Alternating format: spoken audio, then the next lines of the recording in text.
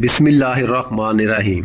مجھے نہیں معلوم کہ میرے ان الفاظ کو کون کون اہمیت دے گا، اور اگر سمجھ آئے کمنٹ ضرور کر دیں، اگر وقت ہے تو پڑھ لیں پلیز۔ مرد کے کپڑوں میں عورت کی صفائی دکھائی دیتی ہے، عورت کے لباس میں مرد کی مردانگی ظاہر ہوتی ہے، اور لڑکیوں کے لباس میں ماں کے اخلاق نظر آتے ہیں۔